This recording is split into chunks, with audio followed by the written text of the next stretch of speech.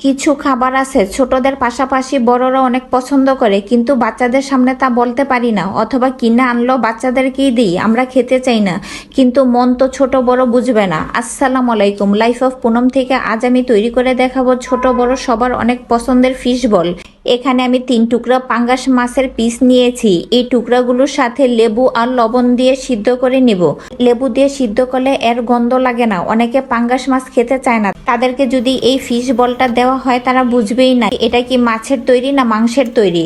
আর পাঙ্গাস মাছ অনেক তৈলাক্ত, তাই এই মাছ বাচ্চাদের অনেক উপকারী। মাছগুলো সিদ্ধ হলে ঠান্ডা করে নিব, ঠান্ডা হলে কাটা ফেলে মাছের কিমা করে নিব। এখন কিমার মধ্যে দিয়ে দিব 2 টুকরা ব্রেড পানি দিয়ে ভিজিয়ে রাখা, তারপর দিব কর্নফ্লাওয়ার, দিব সাদা গোলমরিচের গুঁড়া, চিকেন পাউডার, রসুন বাটা, আদার গুঁড়া, ফিশ সস, সয়া সস, কাঁচামরিচ কুচি, আর দিব ডিম আর একটু লবণ। সব দিয়ে ভালো করে মেখে নিব। আমার বাসায় ব্রেড আর ছিল না, তাই 2 পিস দিয়েছি। 3 পিস মাছের সাথে 3 পিস অথবা 4 পিস ব্রেড দেওয়া যেত।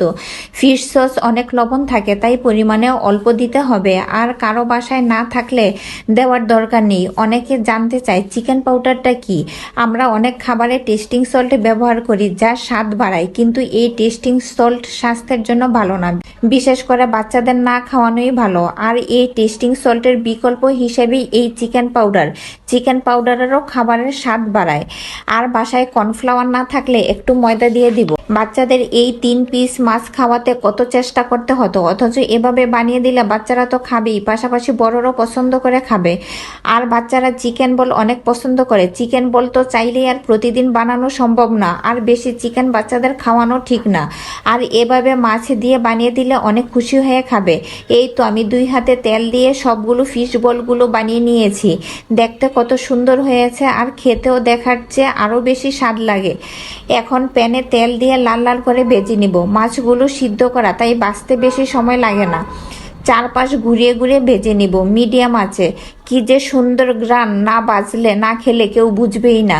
পাঙ্গাস মাছ দিয়ে এত মজার বল ভাবা যায়? পাঙ্গাস মাছ ছাড়া যে কোনো মাছ দিয়েই এই বলটা তৈরি করা যায়। সবগুলো ভাজা হলে এখন সাসলিকের কাঠিতে গেঁথে নিব।